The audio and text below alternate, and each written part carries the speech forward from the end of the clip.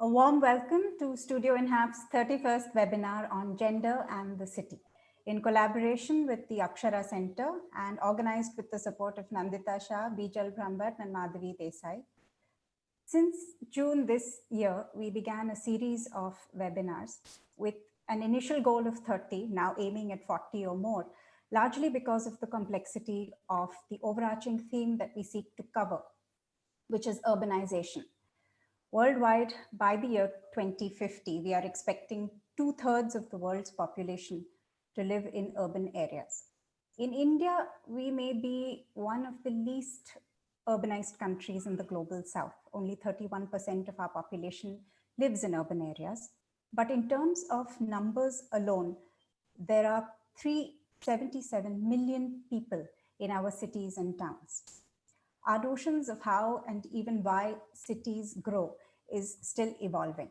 What we do know is that the record of channeling this urban growth and managing development is a story of lost opportunity, neglect, and mismanagement. A consequence perhaps of the inability to neither understand urbanization fully nor respond to it adequately. Our cities are struggling to cope in most respects, be it the economy, environment, governance, finance, housing. The list is endless. This year, these concerns and inequalities were brought sharply into focus. One of the fallouts from the COVID-19 crisis is its severe impact on informal workers, who form nearly 81% of our labor force. With this, the questions of working and living in the city have become the forefront of conversation in the last many months. We also know that existing gender imbalances, women earn less, typically are more likely to be employed in the informal sector, and many more reasons mean that the pandemic will only deepen these inequalities further. It is clear that urbanization is as much a social process as it is an economic and a spatial one. Therefore, our cities must reflect the aspirations and concerns of its citizens. The proposed webinars are a part of this reflection and seen as opening a much needed dialogue on how we handle urbanization and develop cities so that they remain engines of economic growth and opportunity without the exploitative instinct and systems that are also inherent. The series is an integral part of and will feed into an initiative that Habitat Forum, INHAF, launched last year called Javeri, Citizens Urban Initiative. It is a multi-level and multidisciplinary effort spearheaded by some of India's urban professionals, development thinkers, and practitioners to work on a blueprint that outlines the country's response to the urban challenge in a way that ensures productive, inclusive, sustainable, livable, and humane cities. We seek to do three things: reassess India's urban challenge, rethink Indian cities, and reformulate the response in the context of national development challenges, not only urban challenges. One of the reasons for proposing these webinars at this time is the current situation we find ourselves in, where the virtual world has entered our lives in a big way, and people are in a reflective frame of mind, even if temporarily. A topic not covered often enough, especially in the urban design and planning circles, is the role of gender in our cities. For instance, the way in which women use time in fragments, as they often manage family and work responsibilities, rarely reflects in planning. Or the fact remains that public spaces often throw up more barriers than encourage women to make use of them. The question is, how do cities overcome these gender imbalances? In an earlier webinar, we covered the need to claim a legitimate gendered space within the social construct of the city. Today, we want to highlight the many examples of how this gender lens can change outcomes through design, planning, and policy making in different cities in India and abroad. With this, I would like to hand over to Shimul, Javeri, Kadri, who is the anchor for today's webinar on gender and the city. Thank you very much, Kea. Wonderful to be here on the 31st Studio INHAF. All of your conferences have been amazing. I've only attended a few, but great to be here. I think it's fantastic that we have not one, but 5 forces of nature today on this webinar, and all of whom have been working for a fairly long time on issues related to gender, fairly transformational issues, even even though some of them may not have put it under a gender lens, but the work has been exemplary. I'm going to start with Caroline Moser, who has actually been actively writing, teaching, researching for over 40 years. In fact, Nandita Shah, who's on this webinar and one of the active forces behind putting it together, has been a student of her work for, as she says, almost 40 years. Caroline has put together a very interesting Moser gender planning framework, which actively looks at transforming cities and what transformational change can be. I'll leave it to her to tell us more. Caroline, please. Yeah. Could we have the my PowerPoint presentation, which I know Radhika is going to manage? Could we pop that up now so that we can see it on the screen? Is Radhika there?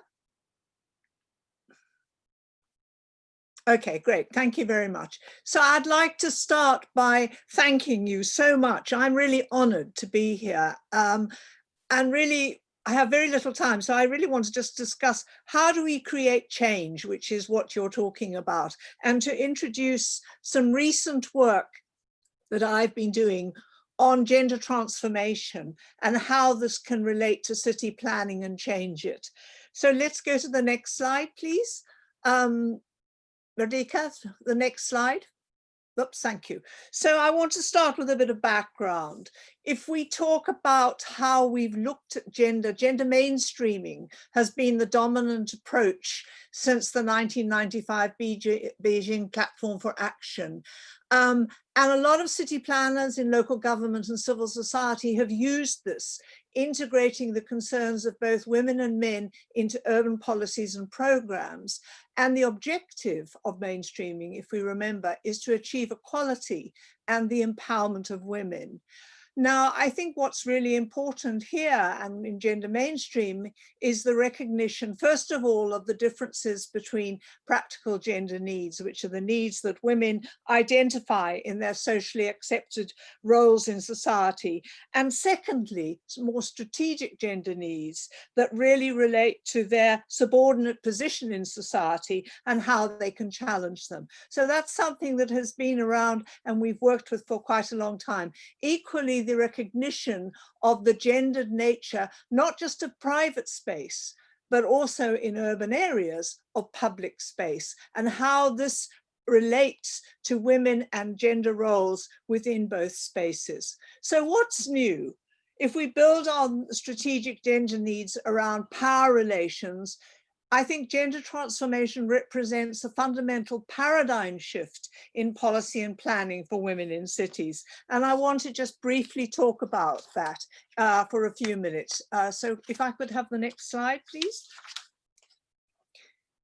What's the difference between gender empowerment and gender transformation? That's really the big question. Today, the term transformation is very popular, and many of us have seen it used in a lot of contexts. For instance, Habitat 3 in its new urban agenda identifies as its main objective, quote, transforming cities. But there's no shared understanding of this term, and this is what I've been working with and thinking about. And I think it's really interesting to think about the differences between gender empowerment and gender transformation.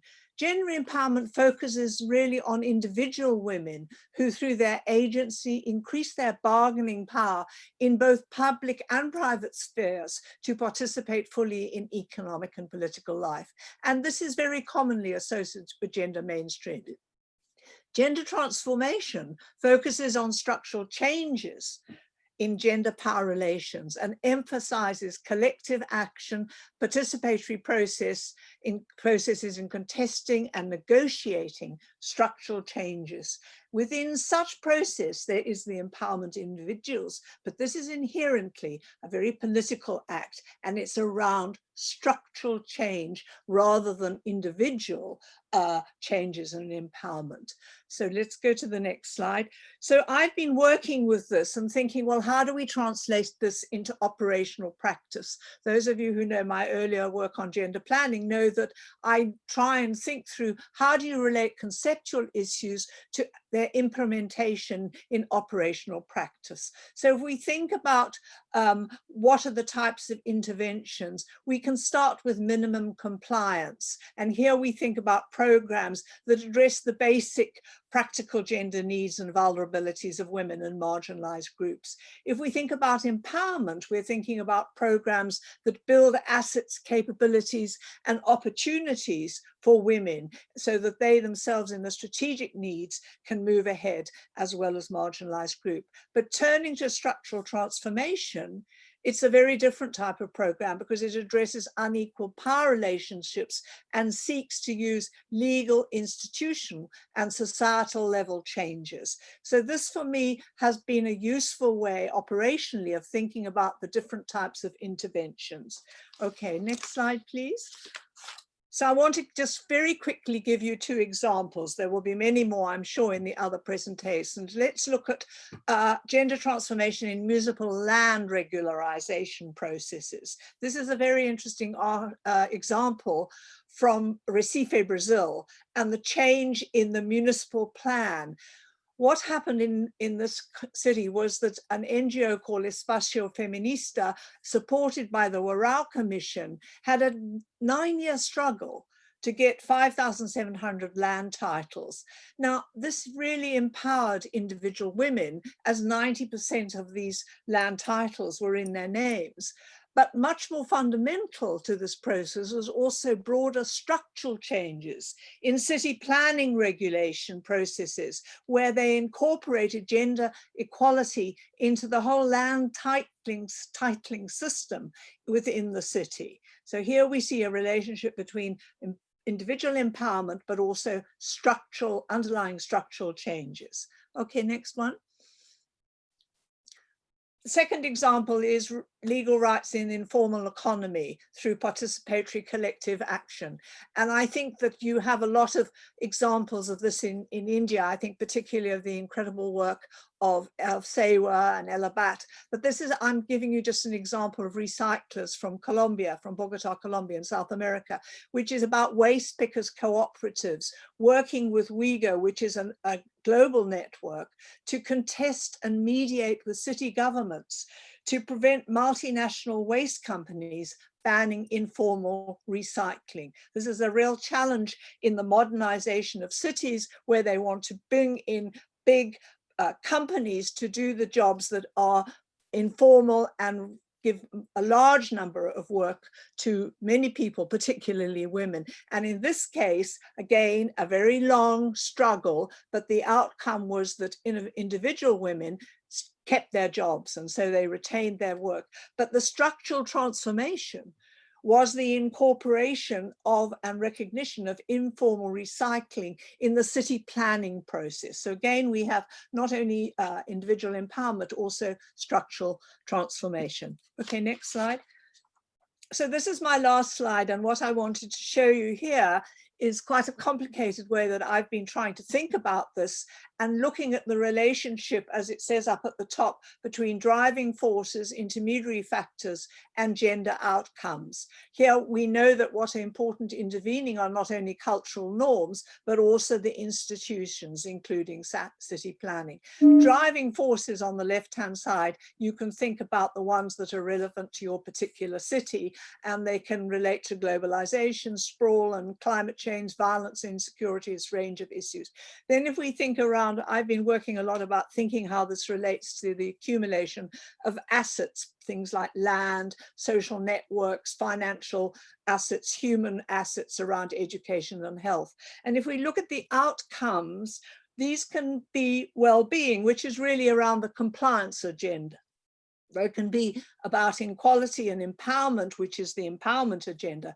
But I think really where we're really trying to go, if we're going to change cities in a gendered way is around what is a transformative agenda about. So I hope this is a sort of helpful start to what I am sure will be a very, very exciting event. Thank you very much. The final slide, which wasn't shown, and it doesn't matter, but you can get it, is the references that may be useful for you down the road if you want further information about this. Thank you very much. Thank you so much, Caroline.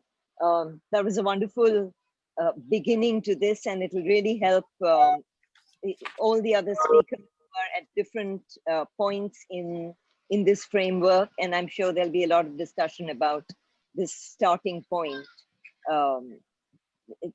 Really looking forward to hearing from you, Ellen.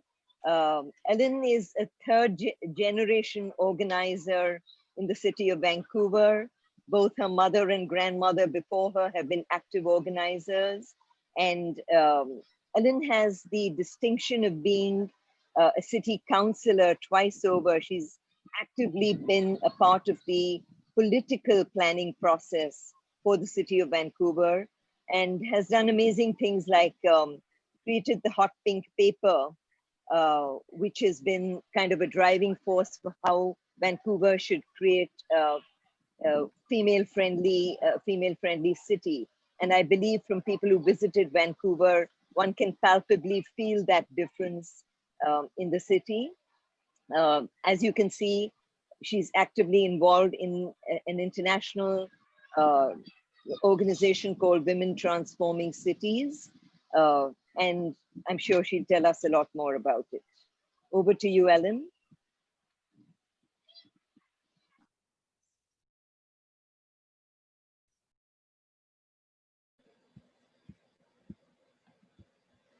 Thank you very much. Can you hear me? I'm assuming you can hear me. Yes, yes, we can hear you. Okay, Yes, thank yes, you. yes. Thank you. I'd like to really thank the Akshara organization for all your amazing work over a number of years. I believe we first met in Quito. And Carolyn Moser, you're very well known around the world for your ongoing wonderful work. I think I fit into your presentation on the left-hand side, where I think one of the key drivers is things like the Me Too movement or the Safe City movement in India or the Black Lives Matter movement, the movement of people and the movement of women into cities as a site of resistance. I think that for us in Canada and specifically in the city of Vancouver, we started in 2002. We were a grassroots swell of organizations who got elected in a majority to city council and to school board and an elected parks board. But only 2 women were elected to council, but both of us were activists. We'd been activists in the women's movement and other social movements for a very long time.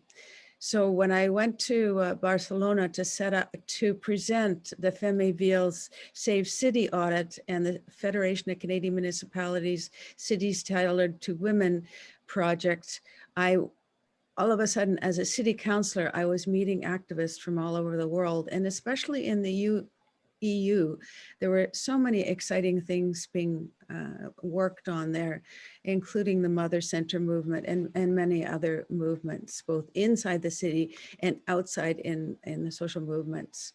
So I came back to Vancouver and we set up a very diverse women's task force with some of the top staff, and we wrote the first gender equity strategy in Canada. We were concerned that women, and especially diverse racialized women, were not getting engaged in city processes, and they weren't running for local government. And those who did run weren't getting elected. We could see the difference in the city.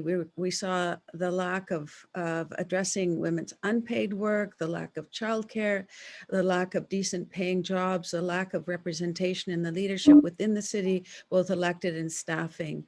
We could see that the east side of the city had fewer community centers, fewer parks, less affordable housing, and less sense of safety. So by 2009, we had decided we needed to set up citizen advisory committees reporting to council with staff support and meals. And one of the first ones we set up was the Women's Advisory Committee, but we also set up multicultural, seniors, youth, disabilities, and LGBTQ advisory committees, as well as Indigenous and racialized advisory committees. You can see them all on the City of Vancouver's website and their roles and responsibilities. And it was through the Women's Advisory Committee that I was able to set up Women Transforming Cities, because I've always felt that if we had to have strong social movements, then we can have cities that work for the people, and in this case would work for women. Because I had this grandiose idea that we would design an ideal city for women and girls. And then one of my grandmothers said, "You've got the wrong verb," and we changed it to Women Transforming Cities. And we had a sold out Pecha Kucha at a movie theater with 12 women talking about what that would mean.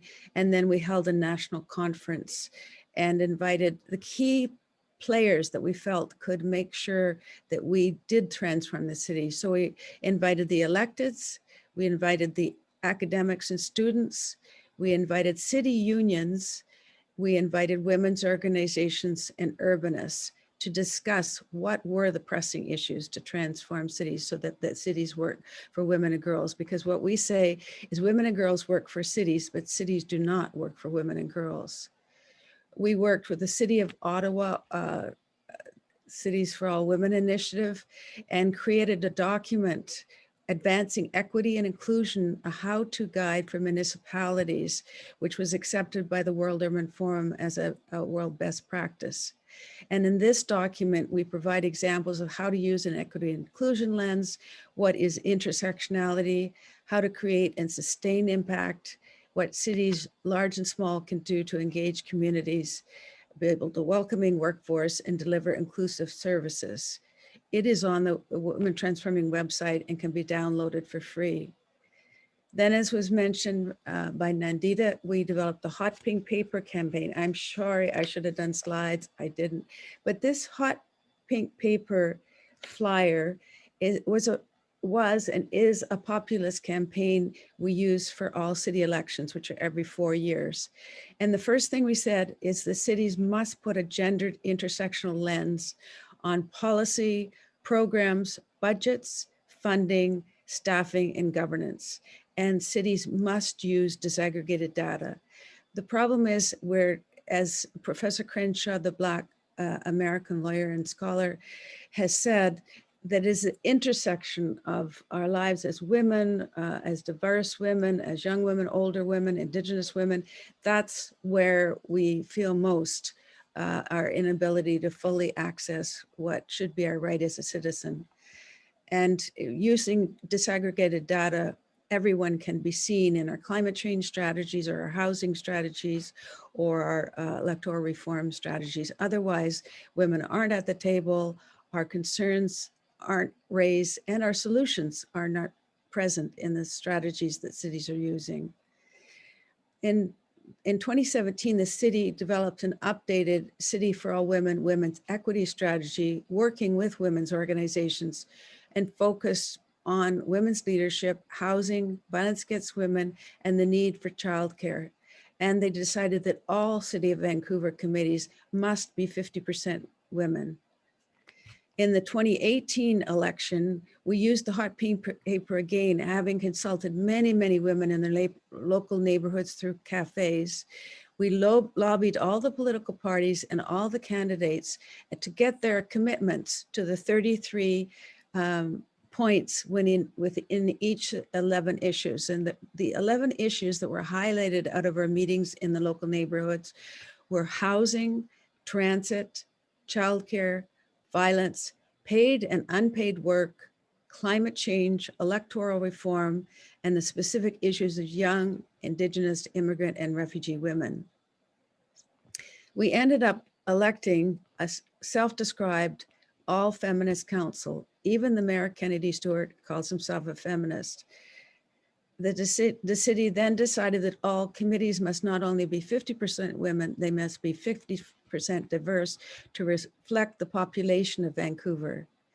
And then we launched the Women Friendly Cities Challenge, which is an online library of wise practices tied to the Sustainable Development Goals, CEDA, the Commission on the Elimination of Discrimination Against Women, and the UN Habitat New Urban Agenda, which we launched at the World Urban Forum in Kuala Lumpur, having participants for the Seoul Foundation of Women and the Family, Huato Commission, Arrow, and some other organizations.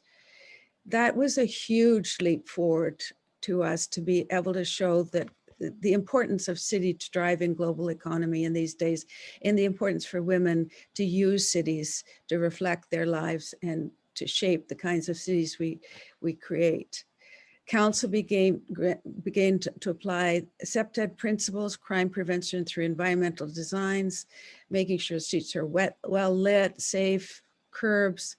They began funding specific housing for women, shelters for the homeless, sex trade workers, and LGBTQ peoples.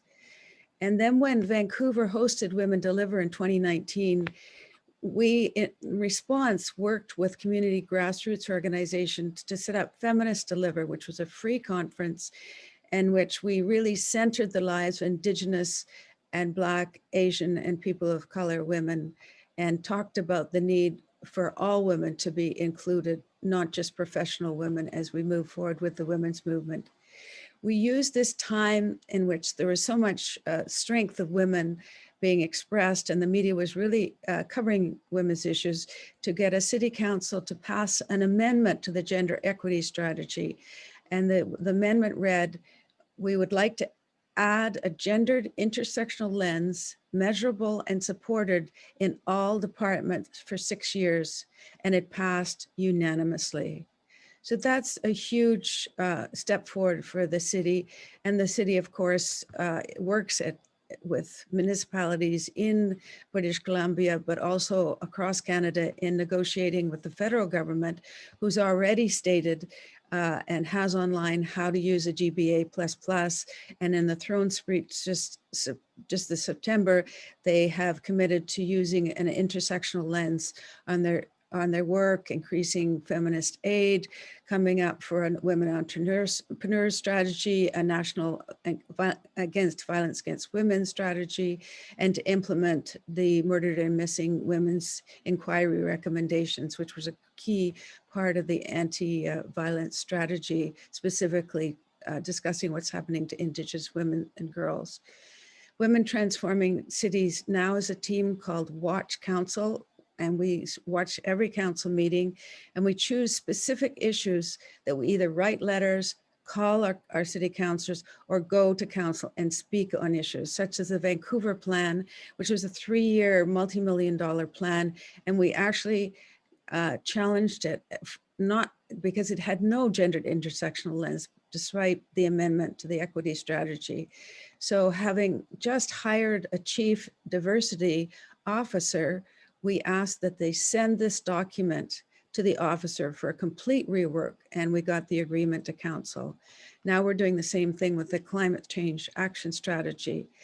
And we've worked very hard with other organizations throughout Canada to come up with a COVID-19 economic just green recovery strategy, with women at the forefront, addressing the skyrocketing levels of violence against women in the home, violence against LGBTQ who are driven back into unsafe home situations, racism, the huge loss of women's paid work and a huge increase of women's unpaid work, and the need to not go back to normal, to actually use the momentum of people and of government engagement in society at a much higher level to create a new kind of society. One of the things the staff are doing now is that any organization that works with the city must show that they hire women. So there's been a huge movement forward for a number of reasons. And now we are halfway through this council's term. We're meeting with each councillor individually and talking to them about their commitments to the hot pink paper. We're talking about the need for electoral reform. It's a big emphasis for us now. The fact that they're going to be hiring a chief executive officer and that must be a diverse woman. And we're talking about them seriously going ahead with a gender plus budget and some use of participatory budget. We've got them naming streets and plazas after women. We've got them building thousands of units of housing for women, and thousands of new childcare spaces are coming along. I have to acknowledge the tremendous work of the Seoul Korean Foundation of Women and Family as the city in the world that really has moved ahead internally in their city. They have 270 gender managers. Everything has to go through them. I'd like to acknowledge Spain's women's councils now, so women's councils in the neighborhood who report directly to council. I'd like to cite the Vienna project. They had a project to design 250 units of women's housing, and it was all designed and created by and for women. There's the Femiville safety audit and many other. I think I've lost you. So I encourage all of you to submit your examples and to our online project, Women Friendly Cities Online Challenge. Thank you so much. Thank you, Ellen. Thanks so much. You make it all sound so much easier than I'm sure it is. Many, many years of hard work to make so much happen in a city. I'm sure the Q&A will focus a lot on how all this worked and what were the challenges. It comes out of an international movement of women around the world. I would like to thank all of you, and I really do hope you will submit your wise practices to our library so we can amplify them around the world. Great. Our next speaker is going to be Bijal Brahmbhatt. Bijal is the director of the Mahila Housing Trust. She's a civil engineer by profession and is doing amazing work in organizing women to participate in their own change. Local women's groups. I believe your first project was Ahmedabad, and since then they have moved on to several cities across the country. She, along with Renana Jabwala, has just written this book, The City Makers, which I'm currently reading, which not only gives the framework for what Mahila Housing Trust has been doing, and not just with housing, but with all the aspects that surround housing, including infrastructure, finance, etc. And there's also some lovely stories, real life stories about how women's lives have changed through this work. Over to you, Bijal, looking forward. Hi, thank you for that introduction. I think I don't need to add. But what I'll start is the difference between when Ellen was organizing women and when we are organizing women. We are working actually with poor women in India and these in urban areas. So basically, these poor women are living in slums without access to water, without access to toilets, without access to basic needs like basic services, without access to electricity, forget housing. Secondly, many of them are illiterate. So, they don't know even how to read and write.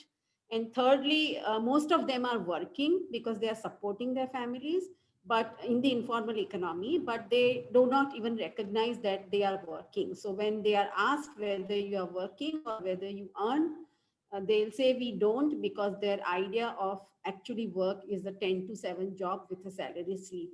But they are all working in the informal economy. So that's the difference. So it's a little, I would say, given these differences, it's much more challenging to work with these women. And then I go ahead to practically describe the kind of framework, the practical framework that we have developed to organize these women and include them in city planning processes and bringing about city change.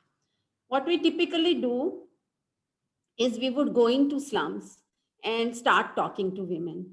When we go, I mean, we are a women's organization, so the advantage is that we have most staff as women, so we go out and then we start talking to women there in the slums. And these would involve first, because if they are completely new slums, first 5 to 7 visits minimum before these women really get interested in what you are talking and they start trusting you. And then, a need related to their habitat or their physical development in the slums would, come up. Say, for instance, most probably till now, even still in Indian cities, it is access to water and sanitation, or it could be at a different level. And so people can't think of housing first. They think incrementally. They think incrementally because their life transformation is so slow. So they would say, we want access to water, rather than saying that we want access to a house, because you already have a shanty and they consider the shanty a house. So for example, if it's water and sanitation, we would form a community-based organization. So every household in the settlement would be numbered and surveyed.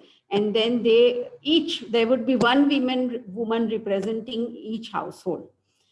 These women will be initially trained with, sensitization meetings, with videos, etc. And over a period of time, for that particular issue to get resolved for that settlement, the women would, choose leaders. So usually, typically 10 to 15 women leaders who are, representing a settlement of 250 to 300 households. And then there will be huge capacity building involved, because obviously these women are poor. These women usually don't venture out and speak in public spaces. They don't, most of them don't know how to read and write properly. So there's a huge capacity building input that we have to give. And the way the capacity building input, especially because these women are poor, is structured is, first is, what is the need to get organized? Secondly, I think, how do you run your own organization? So how do you run your own community action group? That it has to be democratic, that it has to represent all, these kinds of things, that it has to have basic transparency in accounting, etc. The third and the most, crucial part is, we teach them the governance of the cities. So what is your city? How much is the population? There is an administrative wing. There is a, elected wing. What are the functions of the administrative and the elected wing? How do they align, etc. What is, if, say, for example, if you want water, then is there a program for that? If there is a program, then what is the program like? So huge investment into how the governance of city, functions, which is really quite complex, because you have very small towns to big municipal corporations where the capacities and governance systems of the government may be different. We have mapped ones that for accessing a water connection, your file needs to move 21 tables. So we would literally map the 21 tables, say for example for water, and show it to them, the entire process of how many tables the file would move. Things like, how do you write an application? Where is your house located? Which is your ward? Which is your zone? Which is your muster station? Where you go first? Where do you go first to actually apply?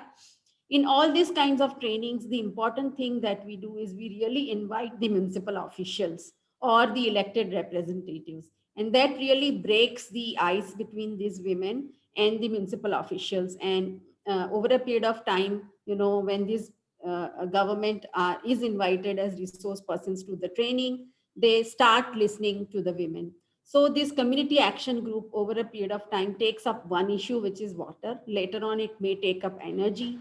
So then it will take up housing. So usually it will not talk in Indian kind of situation of going for a complete housing first, because they are so poor, they can think only incrementally. And the government, of course, will run in fragmented schemes for different things.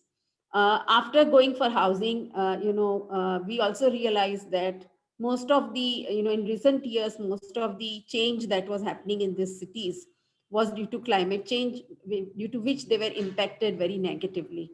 And, the kind of built environment the city has actually reflects on, or actually, deepens the impact of the negative impact of climate change.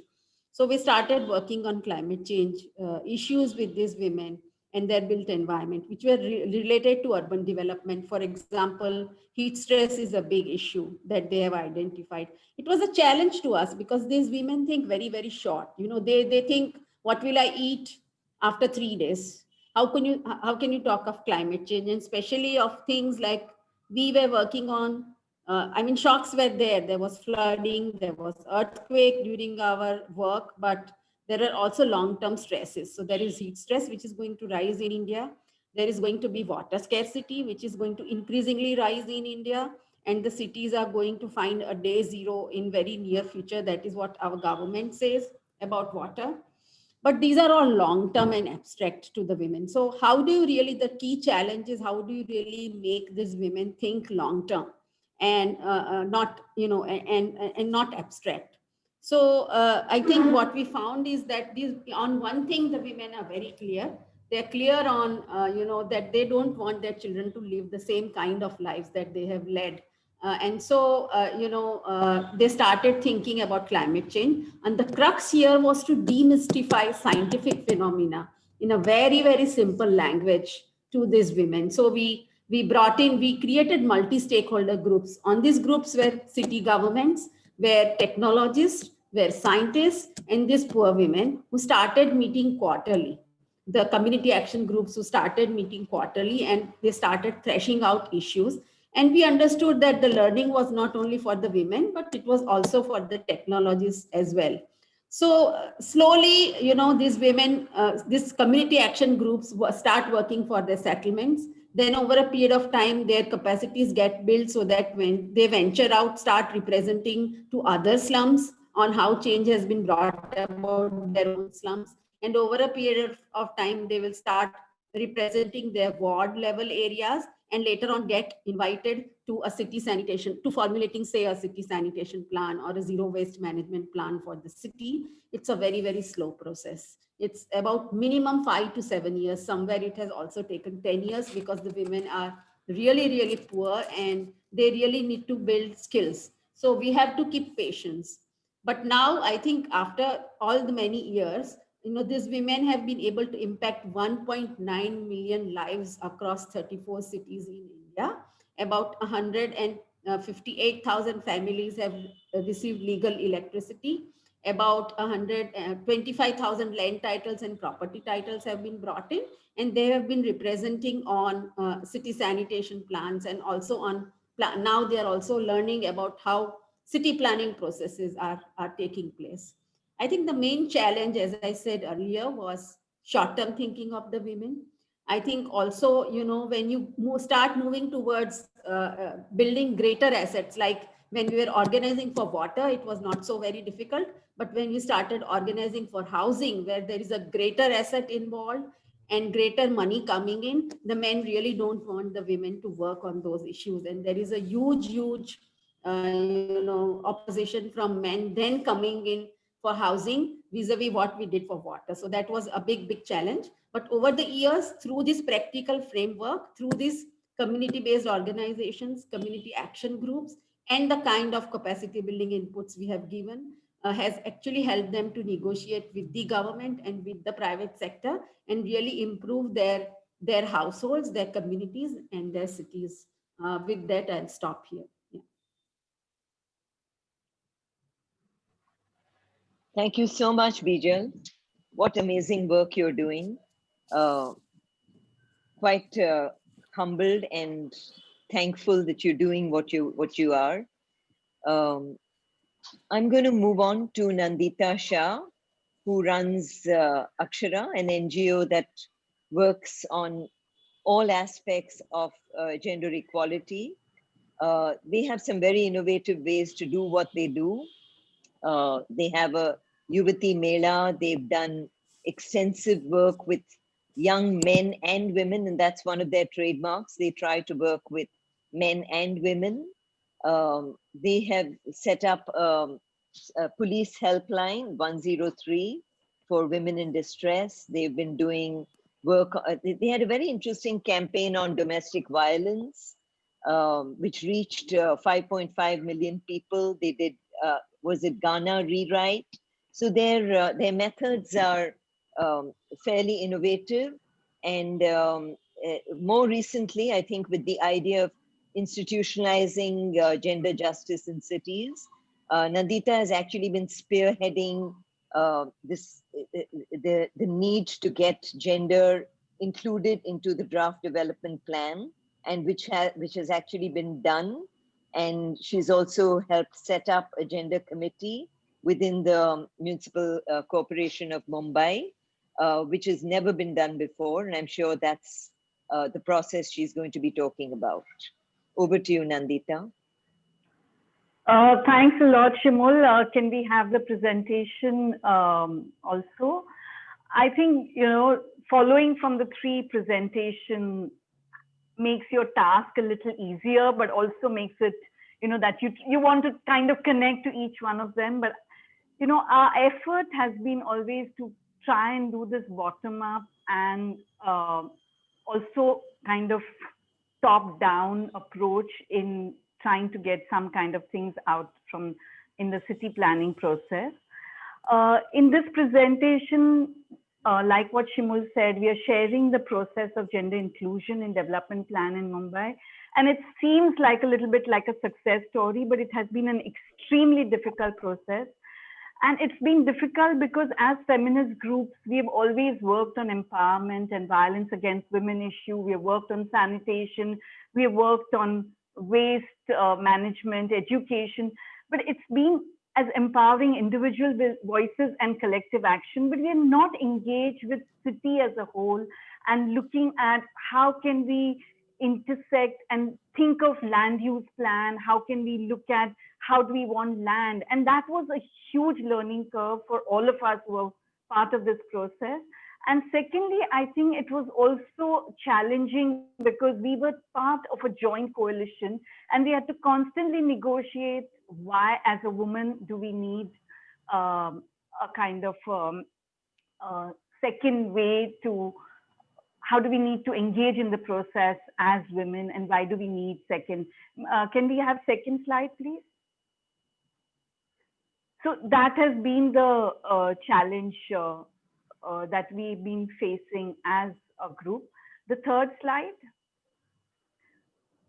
So, but we stood our grounds and we said that the lack of gender lens in planning, infrastructure, social capital in city, whether it is connected to transport, housing, public spaces, or other civil structure, has resulted in a structural inequality which we felt deeply that women are experiencing. Whether it's connected to violence, also the informality of city, the informal aspect of the economy, housing, all of that led women into a layer of vulnerability that we felt that we needed to challenge. Next. So the cities, we feel, have a spatial divide also as between the public and the private, relegating women to the private sphere. The division of production and reproduction and conceptualizing in planning also affects the way in which urban spaces are developed, and they reinforce the structural inequality. So it doesn't allow women a full citizenship and the right to city. And we are aware that women are not a homogeneous category. Like all my previous speakers, the intersectionality of the various vulnerability have to be brought in. So the poor, the Dalit, the marginalized women have to be brought in as the focus of your any kind of idea, proposal, any participation and discussion. And that has been the basis of what we try to do in this process. The development plan and the development control rules that provide a framework for infrastructure development in city for the next 20 years became an important instrument for us to engage with and bring in the focus on the inequality that exists and how can we empower citizens, especially the marginalized. And this was also a huge collaborative engagement between civil society, organizations, with urban planners, architects, academics, all coming together and trying to say, how can we engage in this process as one kind of a platform, and the Hamara Share Vikas Abhiyan was formed, and gender and DP group was within that process that we tried to intervene. And there were lots of ups and downs, and it's taken us 5 years. We began in 2013, actually more than 5 years, to see this process. So the first letter that was, and first engagement was in 2013 with a French consultant body that was appointed by the government to come up with a draft development plan. And there was huge pressure for opening up for larger participation and engagement.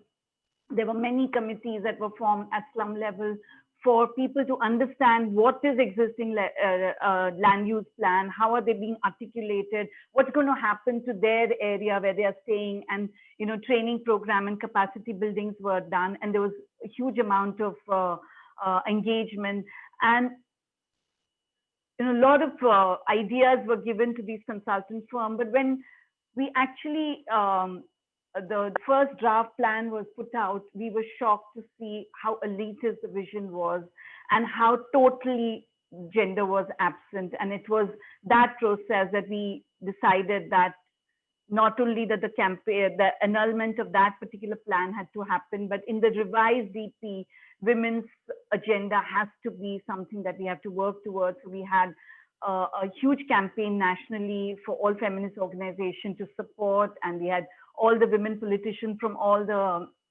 3 political parties, including some of the celebrities like Shabana Azmi, all signing this petition saying gender cannot be so sidelined in the city development plan and the vision document. And that was submitted to the municipal commissioner and to the chief minister. And that began the next process of our engagement of trying to see how can we pressurize the government and the authorities to engage with women and engage with the demands that we were trying to. So the gender and DP group tried to dialogue with the authorities, and it was both the pressure from bottom, but also the willingness of the new team that came up and their willingness to look at gender also in an open way. They were willing to respond to the demands made and open to the idea of having a newer vision. And the lens that we use in this also helped. That we argued that as a city that is Mumbai city, which is a financial city, that we need to have women as economic citizens, and only 16% of women work. Women have the workforce participation rate is only 16%. And it's this lens of women as economic contributor, and that they should be part of workforce, that became a point of pivotal point between the groups and the municipal corporation, that we were able to take this process to the next stage of articulation. And what we have now is, for the first time in the history of the country, a gender chapter that has been integrated. It has given us what is required to increase the workforce participation of women.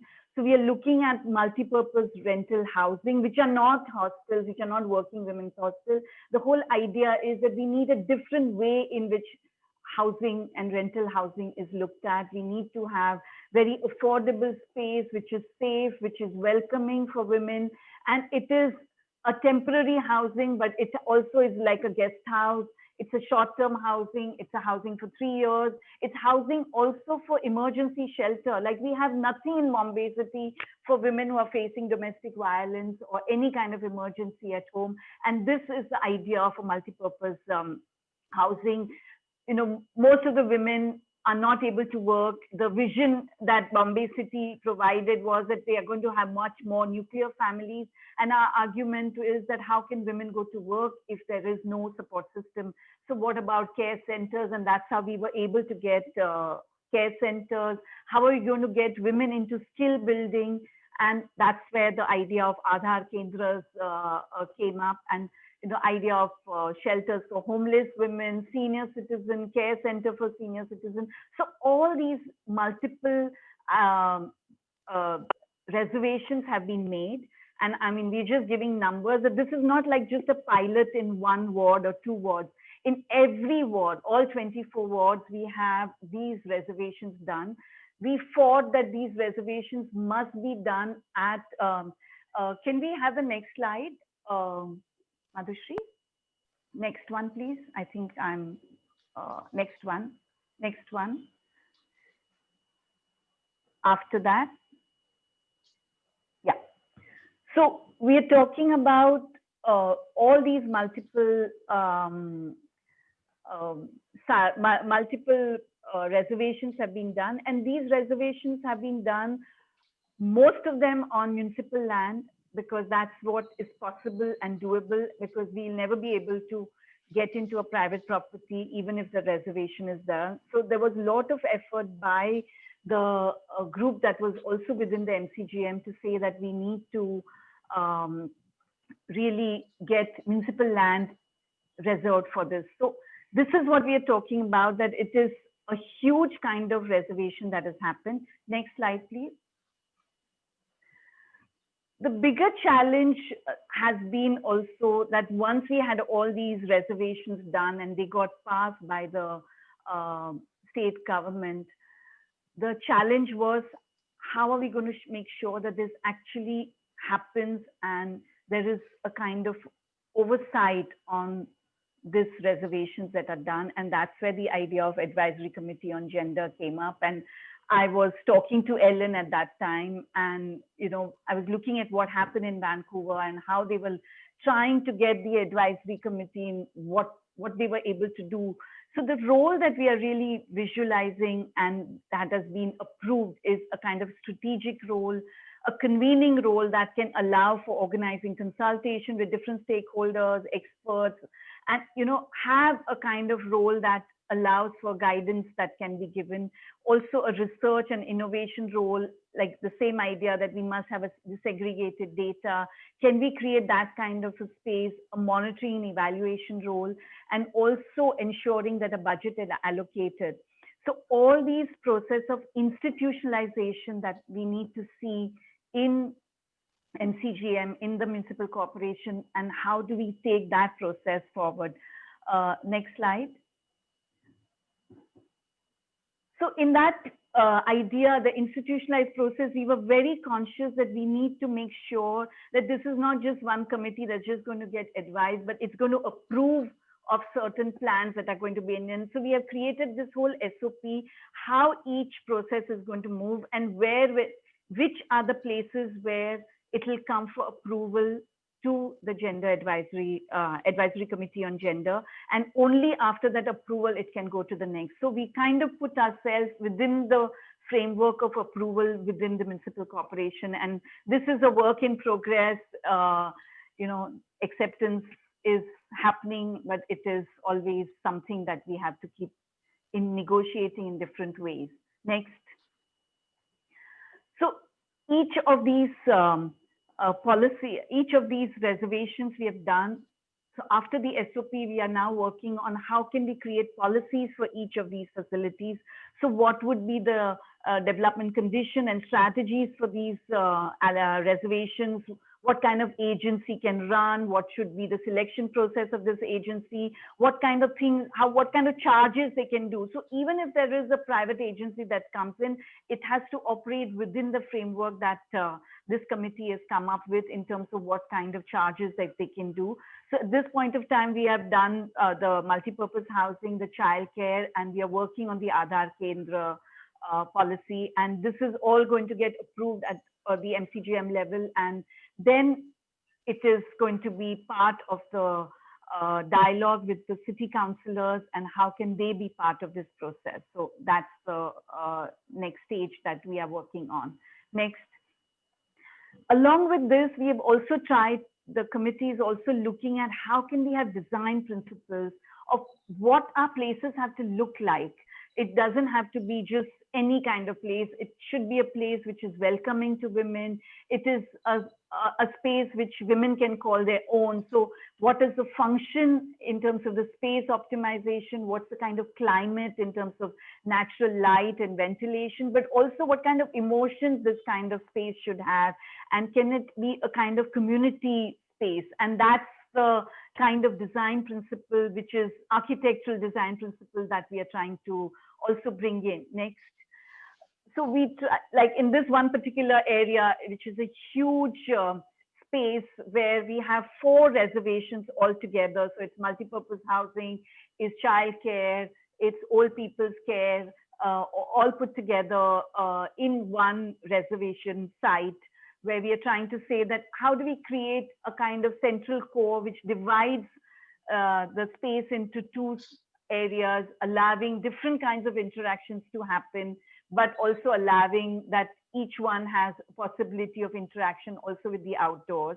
And in this whole process, this is an iteration that has gone on like now for 4 to 5 months, and Shimul has been very, her firm has been very engaged in this process. So there's an elevation that has been proposed by the municipal architectural department, and then the committee came up with another proposal through Shimul's firm, and then now we are into a dialogue of how can we merge the 2 visions.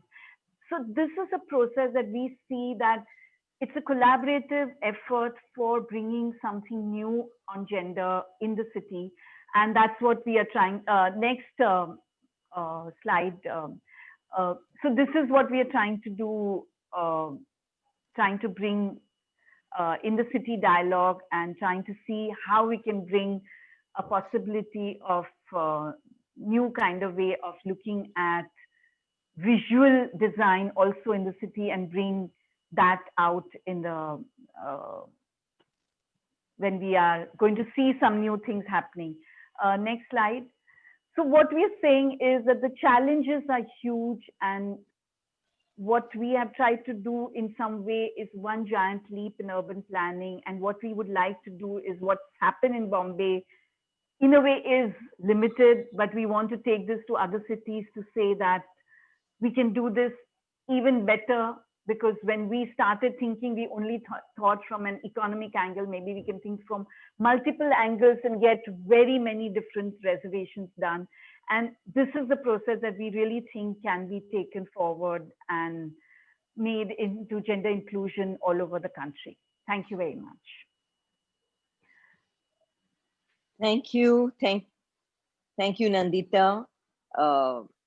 Yes, all, these 10-minute presentations may appear as if everything is so neatly thought through, tied up and finished, but the amount of conflict resolution, the amount of pulling people together that goes into all of this, I think it's a question of merging many, many visions and still kind of holding your own, which I think Nandita and Akshara have done very well with this project. And speaking about merging visions and holding one's own, I'm very happy to introduce our final speaker for the evening, Mr. P.K. Das, who is the ultimate architect activist, straddles many, many dimensions, and is as comfortable in boardrooms with corporations as he is with governments and grassroots work. And I think PK is going to speak about the phenomenal grassroots work that he's been doing in transforming public and recreational spaces within the city of Mumbai, for which he was actually given the first Jane Jacobs Award in 2016. He's the recipient of several other awards, but fundamentally, he's really in a very participatory method attempting to create the much needed recreational spaces in the city. Over to you, PK.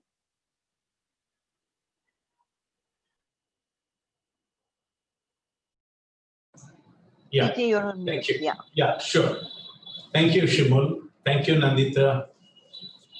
Yeah, it's probably most heartening for me to see people cutting across class, caste, religion, and gender engaging with public open spaces that have been developed through collective endeavor in various neighborhoods of Mumbai in which I have participated. These spaces for me are active political spaces. These places have been spaces where individuals and groups meet, they exchange, they express their network, they express their solidarity against the rapidly shrinking public spaces in the city of Mumbai, and both in shrinking public spaces, both in terms of physical and democratic terms, where space for dialogue and engagement are rapidly shrinking.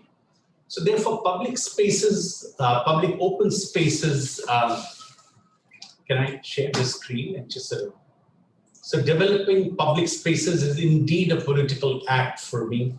Therefore, I consider public spaces development plans and programs not merely as projects, but as movements for bringing about transformative change in the relationships between people and collectively with shared spaces.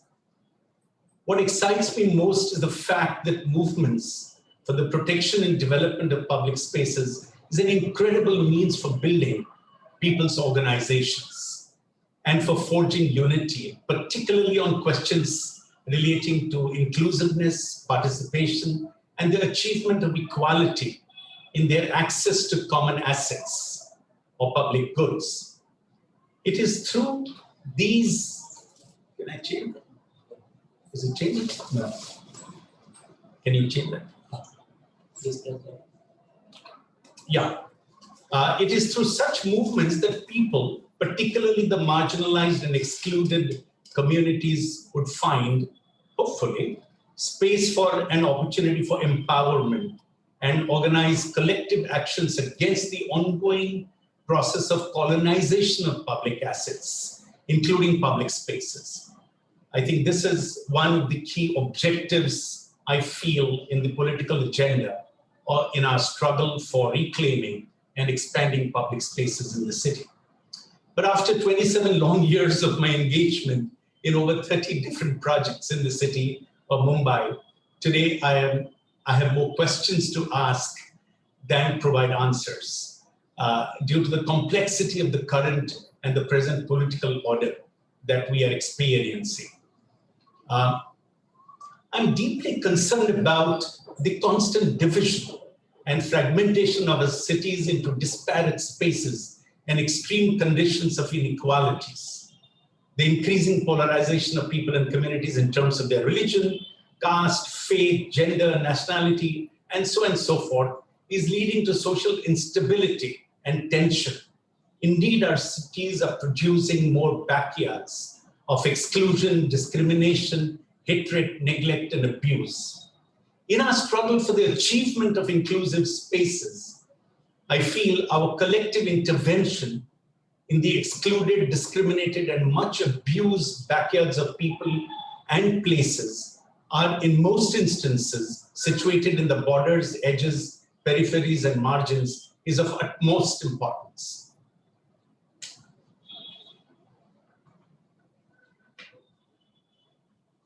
Right. I then move on to a favorite subject of mine, being an architect, to talk a little bit about planning and design. And for me, planning and design have been effective democratic tools of social change and instruments for mobilizing public movements. Democratic planning and design provide incredible power for forging unification of people and places. It is for this reason that I have been arguing that participation in planning and design ought to be considered a right, like any other right, whether it's civic or human rights. Therefore, it is imperative that planners and architects do not work in silos, but join people's movements, join social movements. As a matter of fact, design and programs must evolve, or design programs must evolve through their engagement with the movements of people and their struggles for equality and justice in the city.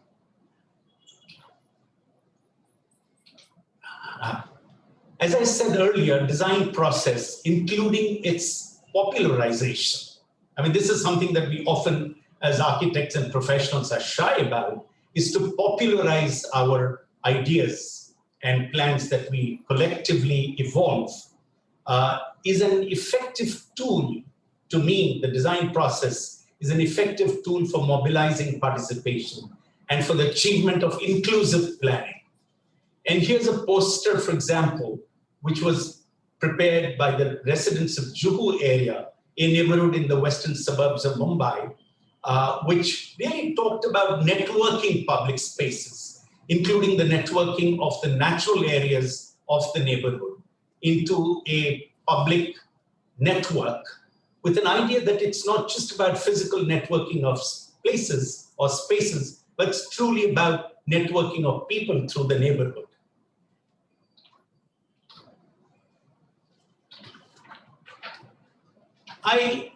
For me, planning and design have been a kind of a bottom-up process.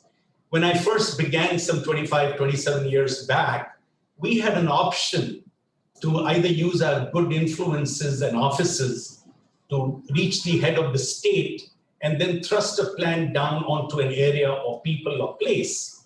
But we chose the other way. And what we did was we held a series of meetings across neighborhoods along the coastline of Mumbai, since at that time our objective was to reclaiming the seafronts of the city, which had been literally been turned into the backyards of the city. And so we kind of set out our ideas into a dialogue with these communities. So participation and inclusiveness are, in that sense, a prerequisite to any democratic endeavor. But it is often limited due to the imagined and perceived barriers that are created over time through multiple avenues and agencies, including gender discrimination, which is also found and expressed and realized in multiple forms through this exclusionary processes. Participation alone does not mean much to me, really. It is inclusive participation that is important. For we've experienced that participation often is amongst exclusive communities or certain chosen arrangements amongst people in a particular neighborhood, depending on their interests. They could be on income levels or religious commitments of faith or political commitments, etc. But the real challenge is in terms of evolving a situation or creating a ground where people across interests can actually participate. So I refer to that as inclusive participation. In that sense, is truly challenging. The nature of funding is yet another tool of the achievement of exclusiveness or directly defining the extent of inclusiveness. And that's been our experience. So who funds projects? How do they fund? What's the channel through which funding is made available for some of these public spaces projects? So some of these projects that I have been engaged with are largely funded through various members of parliament and elected representatives. And these projects have all been executed through public agencies. And therefore the accounts and the participation of the local people has been at a much, to my mind, to a much greater ethical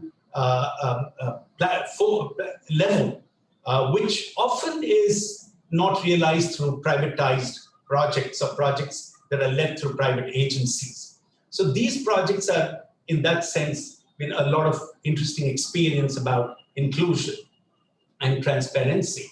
For me, with these localized projects, the planning of cities will hopefully become a bottom-up process with participation of all the people. Importantly, neighborhood scale work is a more collaborative approach to city and placemaking. For citizens, such projects allow immediate reclamation, redesign, and reprogramming of public spaces within their localities. Interestingly, none of these public spaces projects would have been possible, as I understand, nor conceived through formal planning mechanism.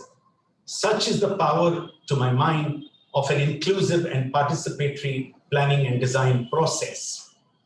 The second is an understanding of the idea of public dialogue, which is increasingly shrinking or diminishing with the shrinking of public spaces in our cities. And this is truly alarming.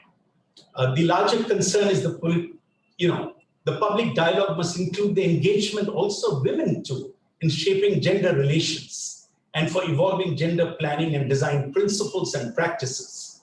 But their engagement is often limited from my experience and as experienced across these projects. And the few who engage, the few women who engage may represent ideas that are often, in many cases, in many instances, often contrary to larger democratic principles of equality, for they represent certain class interests or certain community and sectional interests. Such situations, to my mind, can be dealt only through wider participation of women from all marginalized communities in order to overcome unequal power relations that exist, that shape and influence the planning and the production of public spaces. Also, opportunity for adding, challenging, and modifying. I'm coming to a design issue. In fact, changing, adding, and modifying the plans and designs, to my mind, are essential for enabling a continuous participatory process. A relevant design program ought to account for such development or redevelopment processes in the interest of the evolution of an equal, inclusive, and gendered space. Scope for undertaking change in the planning and design of public spaces has to be understood as a continuous process if participation has to be sustained. Public spaces development plans and programs must reflect an opportunity for continuous dialogue, therefore. Often architects, as many of us like architects like me, often desire to fill up the open space that is available to us, be prescriptive, defining how spaces ought to be habited and used. Such design and development approach impose mental and physical restriction in the realization of freedom of space and their use by different people differently at different times. The liberty to choose is therefore largely restricted. The form and plans, to my mind, and design proposals for public spaces ought to be conceived as sets of dialogues. It's like storytelling.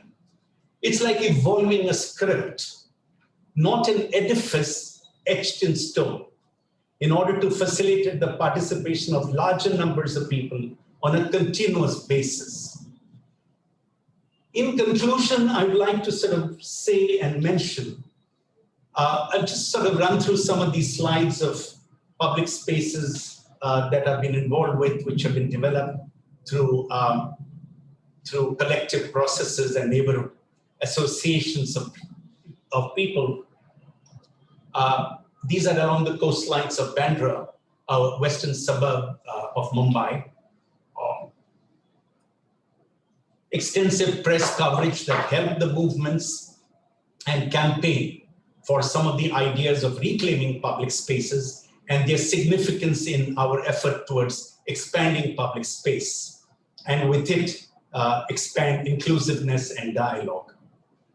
So the key objective, therefore, in conclusion, I would say, is to re-envision our cities and bring about a transformative change in the ways by which inclusive, participatory, and collective endeavors in city planning and design are pursued, particularly in the development of public spaces. Public spaces planning, according to me, ought to form the basis of city planning. Networking open spaces, therefore, and people across borders is an effective means for the achievement of the objective of deep barricading public spaces and the democratization of the city. Open and clear forever public spaces with the integration of the much abused and discriminated backyards of people and places will hopefully influence socially constructed relations through collective actions in order to promote neighborhood-based planning as the basis for city planning, number one. Number two, evolving a non-prescriptive, incomplete, and forever evolving inclusive public space planning and design program and a participatory implementation model. Number three, bring about gender transformation and the achievement of gendered space. Four, intervene in order to challenge the prevailing conditions of inequalities and exclusions towards the achievement of equal, inclusive, and gendered cities. And lastly, and most importantly, networking, reclaiming public spaces movements with other democratic rights movements across sectors in order to strengthen each movement and the movements beyond borders is undoubtedly an important mission for us. I would like to sort of conclude with some of these ideas presented before you. Thank you. Thank you so much, PK. I was wondering if I could take the liberty of starting from the back and asking you a question, PK, since your presentation is so fresh in all our minds. PK, I think 10 minutes is too short for each of you to have given an overview of all that you all have done. I was wondering if you could give us a little bit of insight into any one of the various projects you've done and tell us a little bit about the inclusive participatory process. How do you make this work? How do you create a process that is inclusive, that is participatory, and how does it? I think I'm really interested to know about this process. Well, and its impact I can't be advising you, Shimul, but certainly share some of my experiences, and these may not be the ultimate truths. Well, I think the simplest way to begin for me has been to start talking to people. Start talking to people in the neighborhood, the immediate influence areas where we would like to bring about, where we would like to intervene and bring about change. Talk to the administration, municipal authorities, people in the government, elected representatives. I think just to start talking across these various sections of people is important. And when we talk with them, obviously we need to tell them something. So it's like a storytelling. It's like explaining how this transformation could change our lives in the city, could influence the quality of life and the nature of relationships that we sort of have established in the city between amongst us. So I think that sort of talking is really the starting point. I have always hesitated to pull out a plan and put it on the table because plans I feel are highly alienating. Very few people can read plans and understand plans, particularly in public fora and public meetings. And so it's really about, as I said earlier, it's like storytelling, explaining an idea, and with that which sparks off responses by way of them talking, people then explaining their ideas.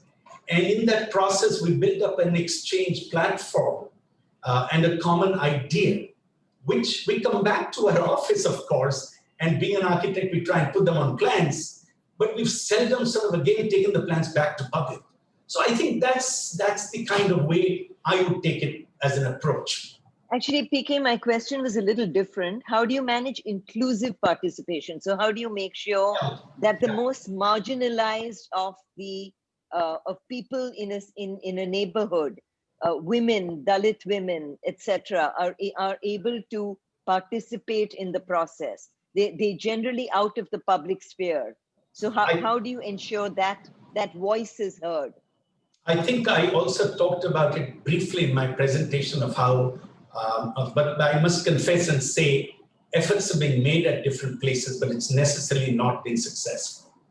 There has been limitations and huge drawbacks in engaging people from all communities across incomes and other interest groups. It has surely been one of the biggest challenges on which we have to still further work.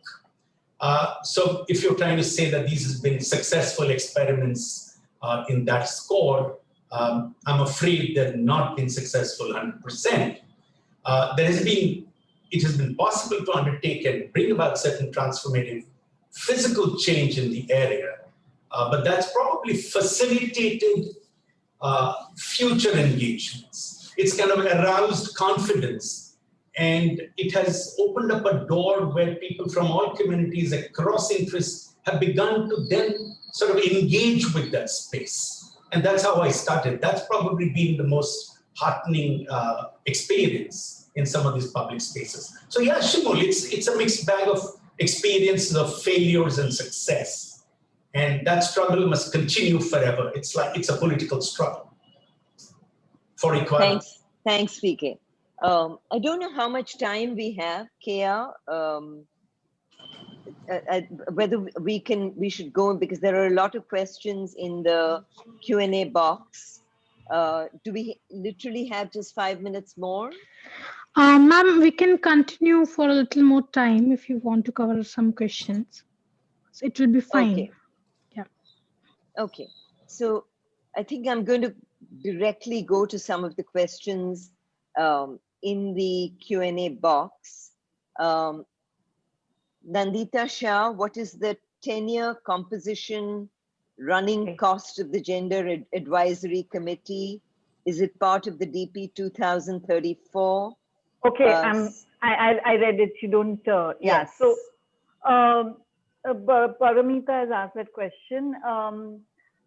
The committee is set up after the DP, so it's not part of the DP in that sense, but it's part of the MCGM. It's under the planning department. It has a 3-year tenure, with 50% members changing after 3 years. And it has people from various backgrounds. So there are people, academics, there are architects, urban planners, somebody from communication, and it's headed by an ex-IS officer. And so that's the composition right now. And we've just had about 7 to 8 meetings. And we are trying to find our feet to see how it can be something that can take the role that we have defined for ourselves. Right now, we are not being able to do all the things. So the research is part of the thing. Like, we really want to take up a research around what's required to help women engage in economic activity in the city. What can Mumbai do? You know, what are the challenges? And a space like an Aadhaar Kendra, what can it provide? So there is a plan for research, but it's not yet approved and it's not yet put. The budget is, advisory committee per se is not like huge amount of budget, but it's what it will implement. So each of these reservations have definite budget that for construction of these spaces, and they will be put in every year. The budget is put in the planning process. So, and we chose to be under planning because they are the implementing body that will actually ensure that, you know, we will have some kind of say in that process. So that is the right now. And so the idea is that, yes, like people are saying that we should have different kinds of people in the planning process, but how do we bring that in? And also, like what I said earlier, that it's also a learning curve for us. I mean, we don't think like that. So with all these architects that I've been interacting in urban planner, it made me also think in a different way, because I never thought in terms of land use. And if you see what presentation we made in 2013 and what we did later, there's a huge difference in our own understanding of how to look at land use. So I think that's also something that we have to look at. Thank you very much. Thanks, Nandita. I think I'm going to jump in here and just ask Caroline about the land titling that was done in Recife. You know, the presentation you made was fascinating about the 3 levels: mainstreaming, empowerment, and then transformation. Do you think that this is a process that all such programs go through at different levels, and one is at different levels on all three? And we'd love to hear a little more about the land titling in Recife as an example, where you probably went through all three processes. Caroline, you're on mute. Caroline, you're on mute. Yeah, okay. Thanks. I think each process, you can't generalize. There are different patterns. And I think just briefly, I'll come to land in a minute. I think what's been so fantastic in these presentations is the commonalities that also emerge. And that was also the case in Brazil, that they involve women's organizations and collaboration between them and local planners. So it's not just bottom up, as Nandita says, it's the collaboration between the two. Secondly, these are extremely lengthy processes. And again, you have described that in your examples.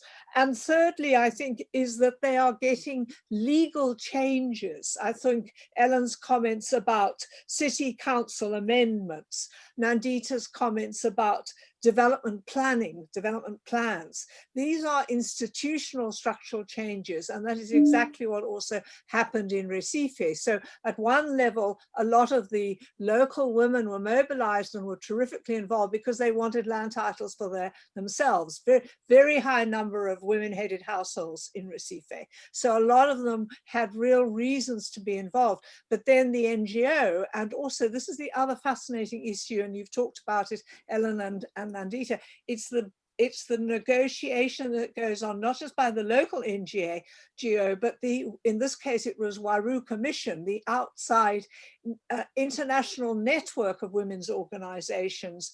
WIGO is one. There are a lot of them. SDI, Salam Dwellers International is another one. These are critical collaborative processes that then increase the leverage in the negotiation processes and the skilling and the understanding. And that's what happened in Recife. So it wasn't just what this individual women's NGO. They started small, but then it became this long, lengthy process. And I think what's so fascinating is, and you've given really good examples in all of your presentations today, which is really, really good news for me, is the relationship between empowering individuals, but also then pushing the structural changes that are much more long-term determinants that will have feedback loops in all sorts of places. And they're not short processes. They're very lengthy. They're very costly, and they involved an enormous commitment amongst these people. And that was certainly the case in Recife.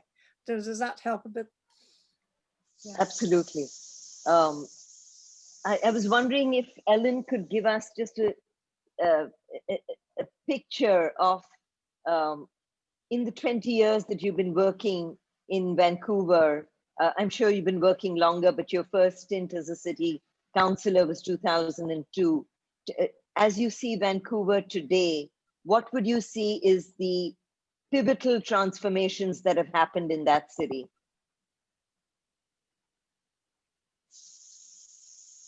I think we're at a pivotal moment right now.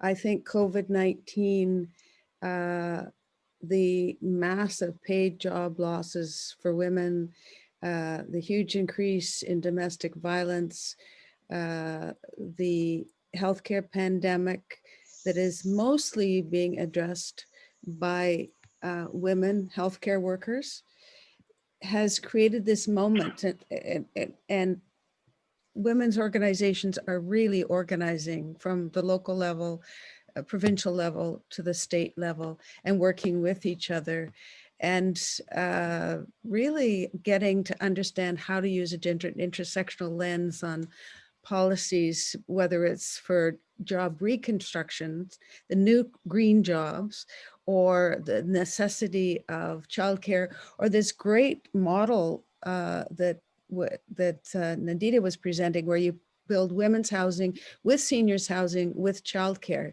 different models, or the Vienna 250 unit project. Just a different ways of thinking. But I agree with Carolyn's right. It is the interface of local government and social movement that's absolutely critical. That dialogue back and forth, that's got to remain activated. So we're talking about electoral reform in Vancouver. We're talking about making sure we have a constant contact and relationship with the women's advisory committees, the seniors, the elders. Women are all ages, all diversities. So, but I think we're extremely worried about the rise of the right wing, the religious right wing, the economic right wing that is trying to strip government away from the people, and is unwilling to pay the taxes that the cities need in order to make these kinds of improvements. So I think that's one thing we haven't really discussed here, is how do we face these developments where housing has become a commodity rather than a right. We're developing really good models here, but if all the housing is being bought up by the extremely wealthy and it's not accessible to women, because women, the housing that has been built in Vancouver, there's some very exciting housing projects like Entre Nous Femmes, where all the projects built in childcare to the projects, and all of the units where the key was given to the women. So if there's any domestic violence, it's the man who has to move out. The woman stays, it's her unit. But if housing has become such a commodity around the world, then how do we continue with these exciting developments that everyone's presenting? And I think dialogue, I agree with PK, the dialogue is extremely important, but I think we really need organizations, disciplined organizations, to resist and call on governments to properly tax and not allow housing to just be a commodity. Housing has to be a right. So I'm talking about what we've achieved, but what I see slipping away is a lot of these achievements if we don't address those concerns. I think that's a fantastic question, and something that I'd love if Bijal Brahmbhatt would respond to. Bijal, in a city where housing is, in cities where housing is definitely a very, very expensive commodity, how do we institutionalize processes so that housing becomes accessible? Any thoughts?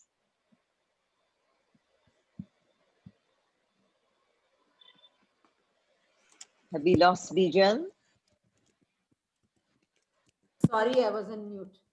I wouldn't say only housing, it's the general urban development, I think for any institutionalization, I think the first thing that you need to do is actually organize around issues, organize and then build people's institutions and build their capacities, and then layer them with one issue, and then the next issue, and then the next issue over the years. And as PK Das said, it has to be, this process needs a lot of investment, it needs a lot of time, and it has to be continuous. And we have observed that, once after 5 to 7 years of doing this process, if you sort of withdraw a little bit, these leaders and these people's institutions then themselves will continue to an extent, is what our observation is. Okay, thank you, Bijal. I'm going to go to some of the questions in the Q&A, and I think there's one here for Ellen. There's one for Ellen. Hot pink, hot pink paper. What were the challenges of the hot pink paper municipal campaign, and how did you overcome them, taking it from the local cafes to government policy? It was, our model of a cafe was to go right deeply into a neighborhood, to find a little a library, an art gallery, something, a university building that we could get for free. We always had tea, we always had cookies, so it was a social, but to listen to the women, to have every table the women at every table talk about an issue and to come up with 2 or 3 points that they felt were critical to addressing that issue, whether it was affordable housing, whether it was domestic violence, whether it was childcare needs, language translations, all kinds of different issues that were emerging.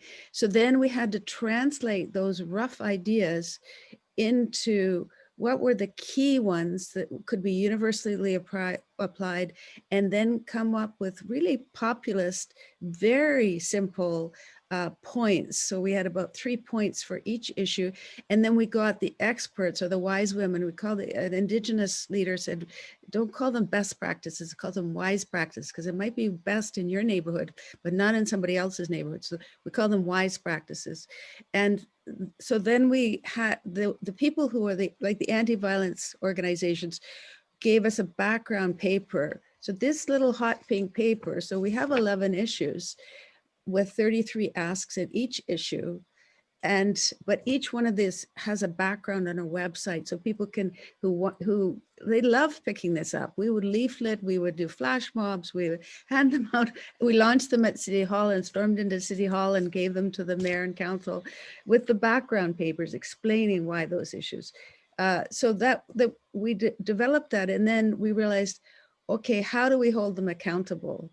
So we had to create like a report card that we could say what the commitments were from each party or from each candidate, so that we could hold them accountable after they were elected. So it was, we learned at each election how to do this better and better, to take a simple concept from, as Bijal is saying, like, how do you listen to what the women are saying? They want water. They need the water before they get to the housing. So you start with what they're saying they need, and you work with them to develop it into a policy that really, that you can get some unity around across the city and go from there. So there's a question here. What about nightlife of women in cities? How can women be safe in public spaces during the nighttime? I was wondering if this can be open to anyone who wants to respond. Yes, I just have, I think public transit is so important to women. Like, it's critical. And what we discovered is 80% of transit users at night were women.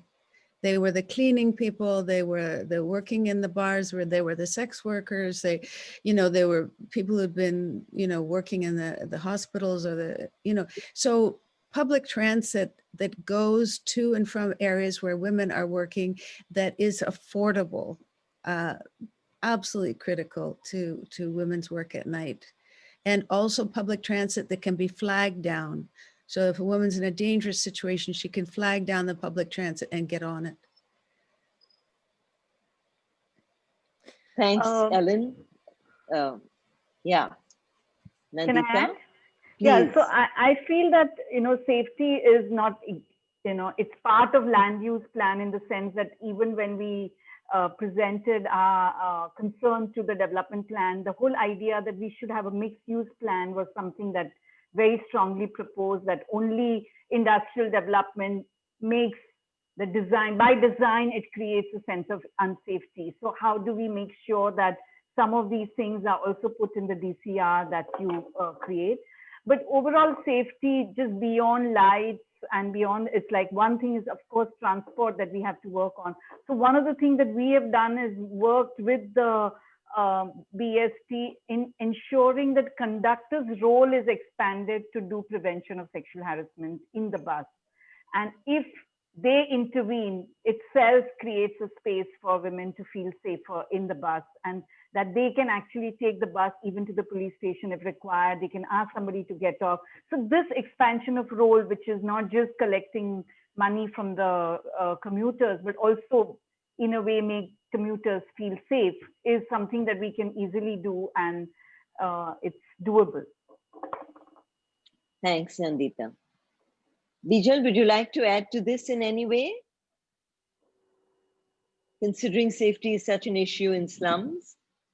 I think infrastructure planning, the way you do your infrastructure planning and placements, if you, what we have been observing actually is that women should be involved in the design, because we have had several housing projects of the government which leave huge spaces and which, you know, for public spaces, but which are left undesigned. And then you suddenly see that liquor starts brewing there, you know. And so I think the key is to start involving women in the design of transportation, design of public spaces,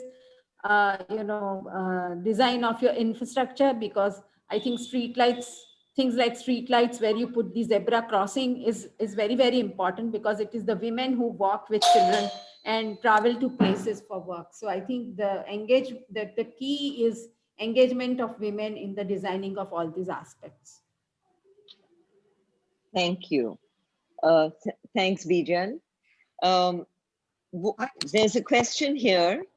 Sorry, Caroline, did you want to say something? No, I just wanted to say that there are no quick solutions, but a very interesting example of really highlighting these problems comes from Bogota, where the mayor had a night in the year where men could not go out.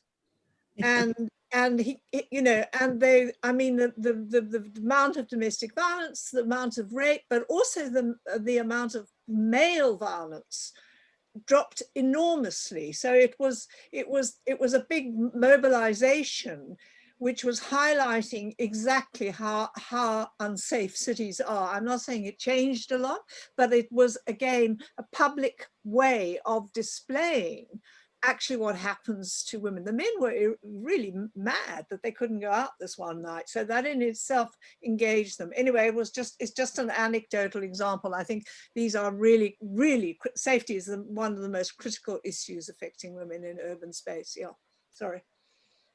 Not at all. Thanks, Caroline, for that. I'm just running, there are still several questions. So Sultana Zakia asks, can such initiatives for gender mainstreaming, empowerment, and transformation start from an individual effort at first, and then if resources support, expand? I think this is for you, Caroline. Being an architect and working with Dalit groups for my academic pursuit, I've been thinking of working with Dalit women. Can our inspiring panelists and activists support by advising, if not now, but in the near future? I mean, I think the point that Ellen has really reinforced and is so important is we're not just talking about a gender lens, but we're talking about a gender intersectional lens. And I think that that's the way all of us, I know that my presentation was quite generic in a sense, it was women, and actually, you know, as we know, there's inordinate diversity and so on. On the issue of whether you can start initiatives and move upwards, well, it's your empirical experiences, and I think what we've heard from lots of you is how starting working with women is listening to them, hearing about them, addressing what are very practical needs sometimes. Bijal talking about water, and not trying to jump straight to structural transformations.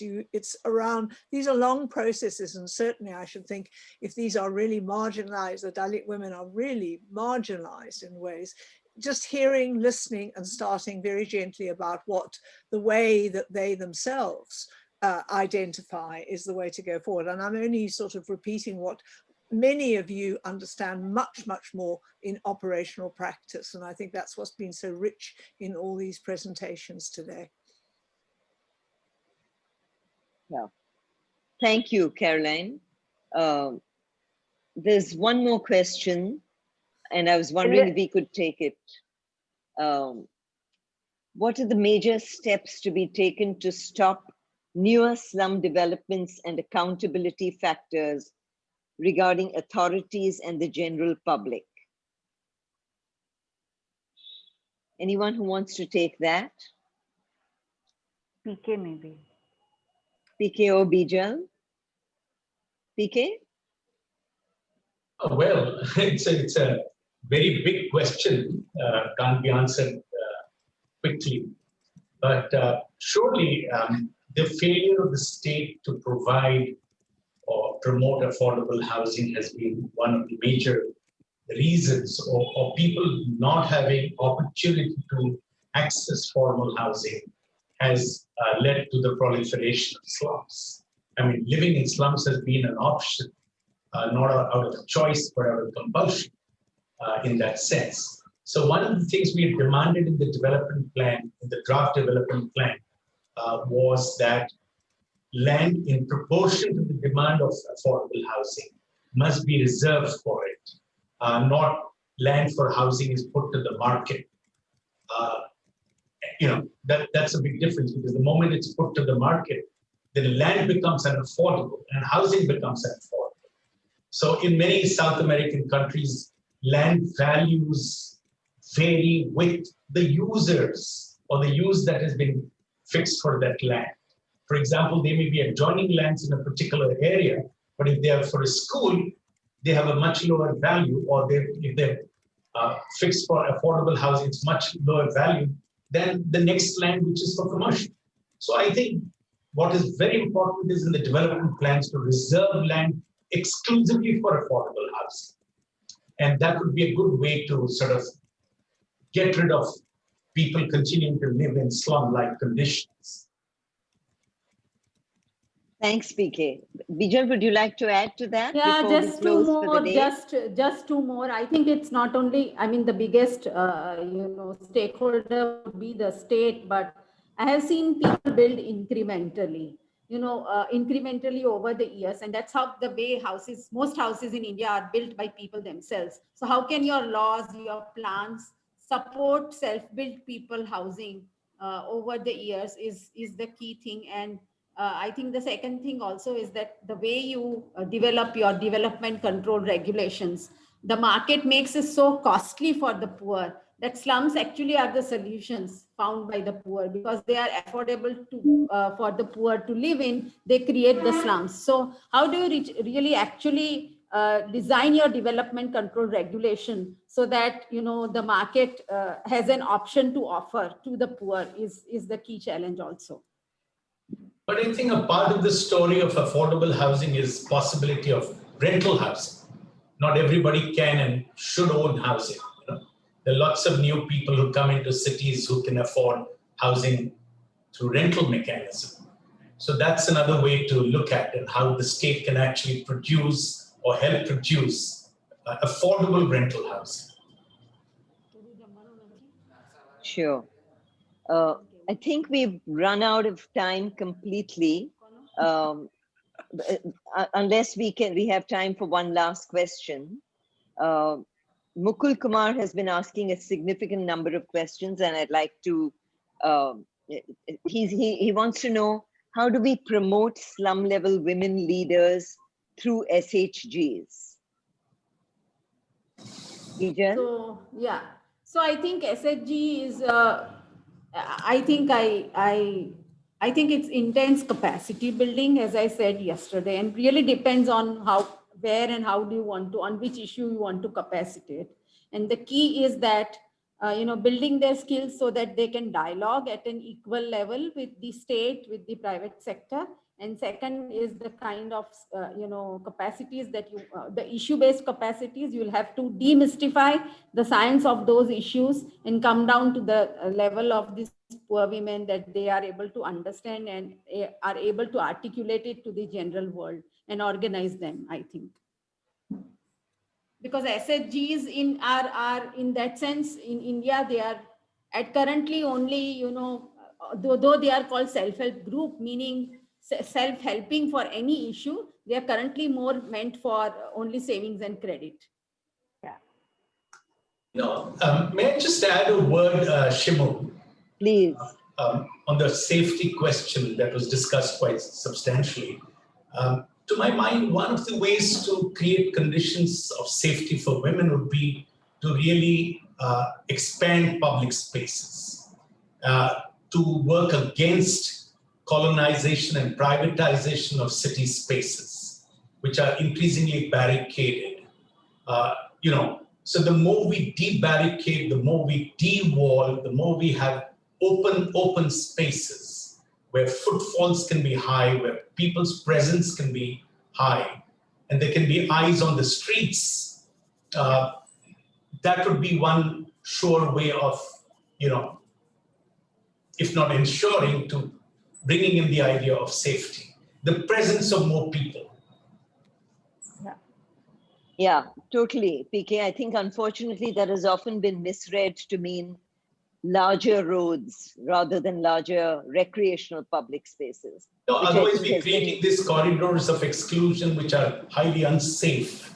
These are like between properties, corridors which are neglected, which are left out, and they become the unsafe areas to move through.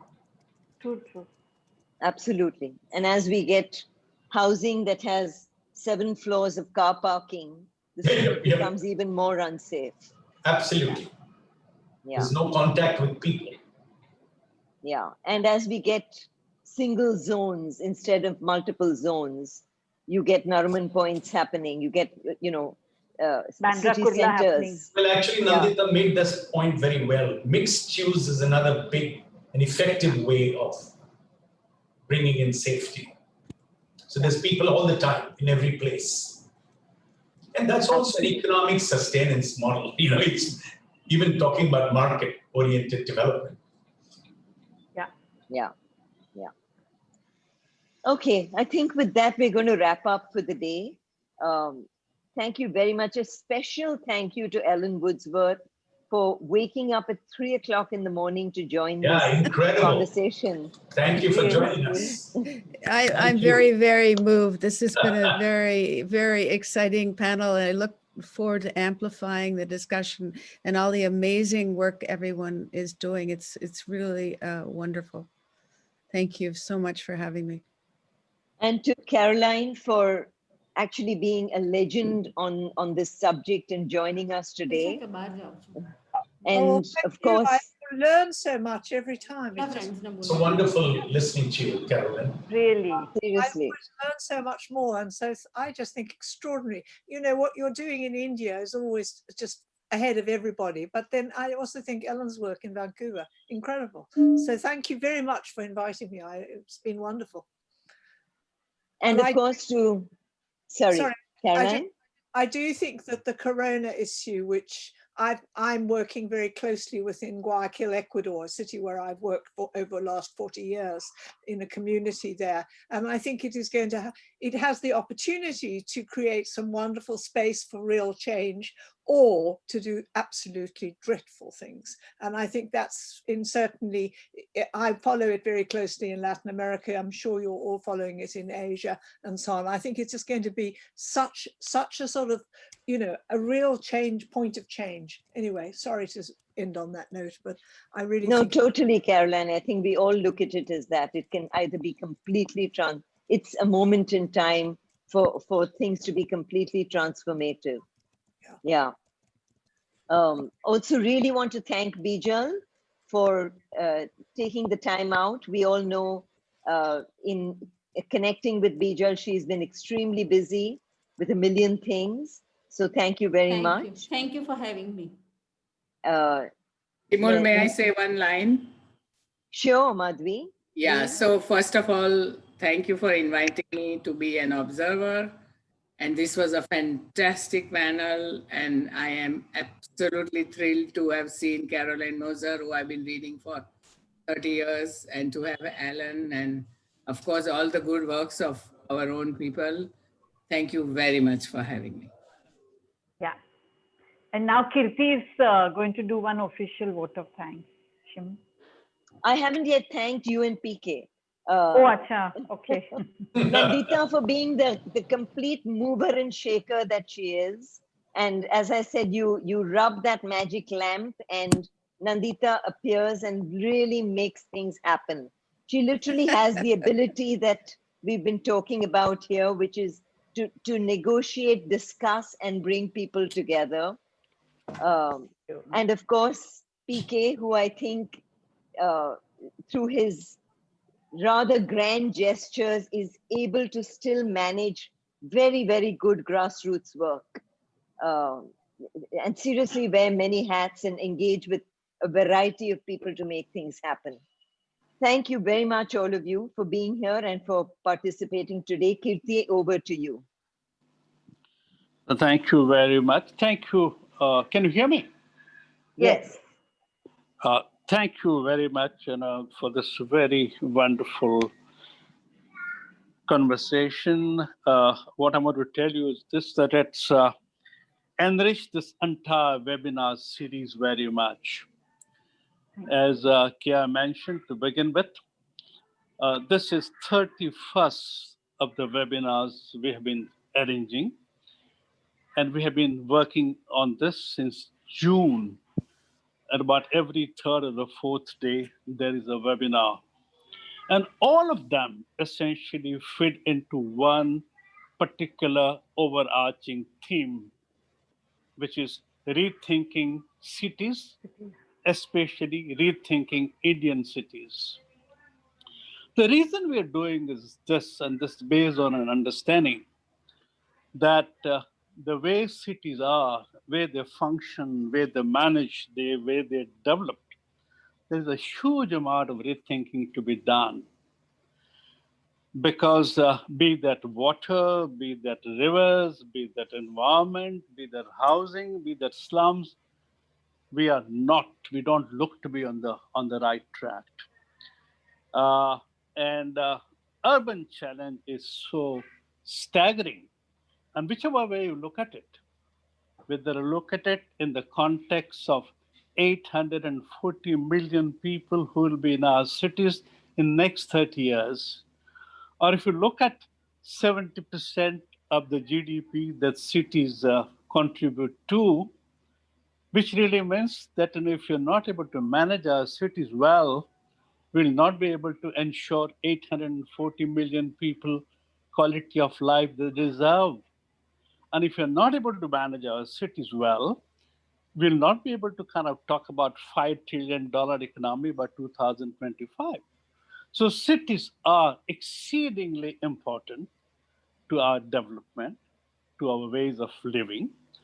And there is huge amount of rethinking to be done. And what this particular webinar series is doing is bringing people together. By now, we had something like 150 specialists and experts and professionals talking on something like 40 themes and sub-themes.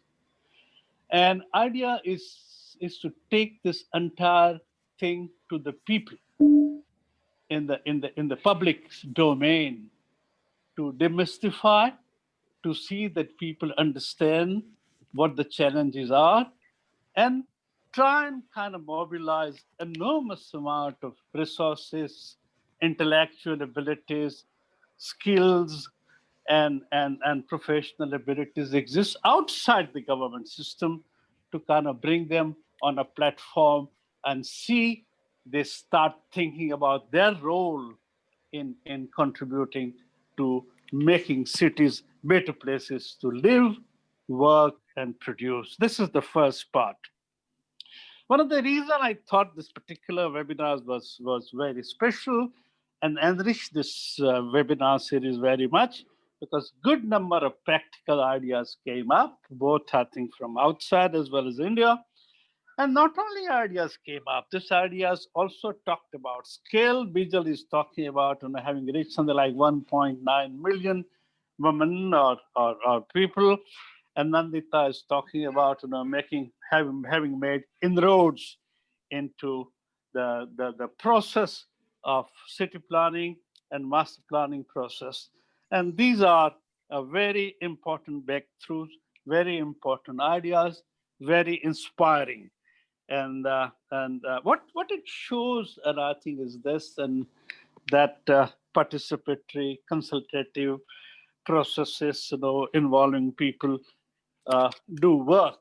They don't necessarily work all the time, but they do some work sometime, and that's a very important, very inspiring message that we have got. Let me kind of thank Nandita ji for helping organize this webinar. And believe me that had she not persuaded me, I think I would not been thank you, Nandita, because this is extremely helpful and good series meeting. Thank you, Shimulji, for very smooth, effortless, and efficient moderation of the conversation. You've been very well organized and have brought the best out of the panel that we have. I also must thank this entire panel, and I think thank them personally because for the time, for the contribution, for the presence, and especially someone like Ellen, who I'm told is up at 3 o'clock in the morning. Thank you very much. It shows your commitment, says your interest, says your willingness to kind of share. So thank you, Carolyn, for very remarkably interesting kind of framework of transformation and change. Ellen, thank you for examples and I think inspiring work that you're doing in Vancouver. Nandita, I've seen your work and I've heard about it. I've listened to you earlier in meeting somewhere, and it's very, very inspiring. Of course, Bijal Ben, know her for very long and worked with her time and again. And so thank you for time and thank you for coming up. And PK, thank you very much for being here. I don't really want to take much time, but I have been listening very carefully and wanted to I have been on this subject for close to 50 years, and therefore some very quick responses that I wanted to kind of share with you. Will not take very much time because we are beyond our time. But first few things that I wanted to mention very quickly is this, that the way we're looking at this problem, facing these problems are this, that cities are planned and developed as places. What is not really understood very much is this: the cities are also people, and people part of is normally and often neglected. And when you're neglecting people part, you're obviously neglecting special needs of women, children, aged, especially I think able, and they do not get into the process of people who are planning this, who are managing this, who are making decisions for this. And therefore, if the entire process of looking at cities and planning cities as places, it cannot change. They have got to go together. But if we were to kind of, happen, our cities will be much better. And even though we talk about successful aspects of participation, we talk about consultation processes working, we don't necessarily look at the larger processes which are at work.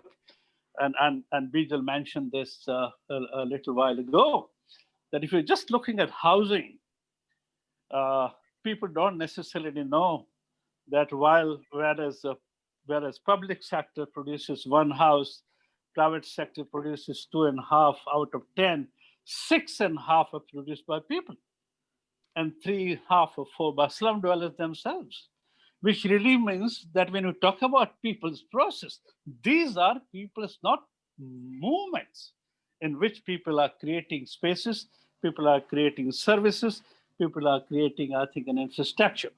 And therefore, if we're really talking about participating in that, it's very important that we understand that you've got to structurally and organizationally change.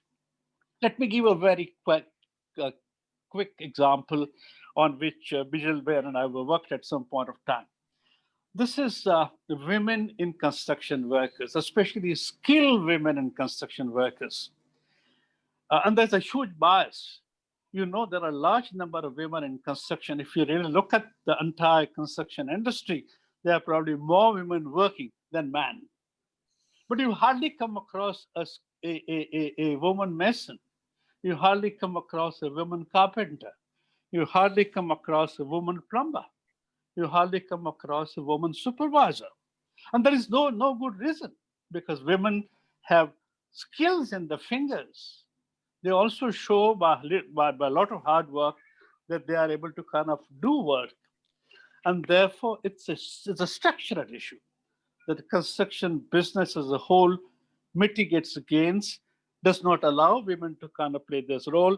And this must change.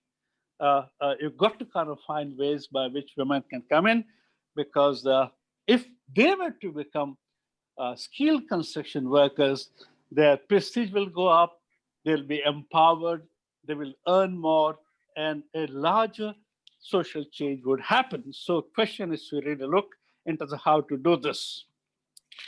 And my last little point is something when I was listening to and this is something inspiring that is happening in this country, which I think is very good. I don't know whether you heard about this major rural housing project this country had done, where under Indira Awas Yojana, 30 million houses were built for the poor, the rural people in this country. And under Pradhan Mantri Gramin Awas Yojana, which is going on now, 30 million more houses are being built. 10 million of them have been completed. Other 20 million are in the process. And the reason I'm mentioning is this, that one of the conditionality of owning a house is this, that all these houses are in name of women largely. And I think that means a lot in terms of economic empowerment. That means a lot in terms of acceptance. And this is happening at a large level. So it has been remarkable in terms of what I heard. Let me kind of sign off by making two small little announcements. One is the announcement of webinar next tomorrow, which is on cooperative housing for slum-free cities. We had a previous one yesterday. The first part of the second part takes place tomorrow. Is coordinated by Hunarshala, an NGO, and therefore it's between 6 and 7:30. And whoever could join, you're most welcome. And before I end, I must thank my colleagues at Studio INHAF, with whom you have been interacting, and who have been made this event possible. And they've been doing this very successfully and well for the last 6 months. So thank you very much for Radhika. Thank you very much, Shimul, Elika, Dhruti, Nita, and I must also thank Kia for taking out time to introduce this webinar. So thank you very much. Thank you, everyone. And we're very delighted that we all made it possible. And we learned a lot. We learned more, and we enriched the whole process of doing these webinars. We are doing 10 more. So by the time we complete in December, we would have done 40 webinars on one single theme, rethinking Indian city. Thank you very much. Thank you very much also, everyone. And maybe we can try to get one more from Kirti in this 10. Anyway, thank you everybody for being here, and hope to continue this process and dialogue. And thank you for so many of you who have stayed back, even though we have delayed. Thanks a lot.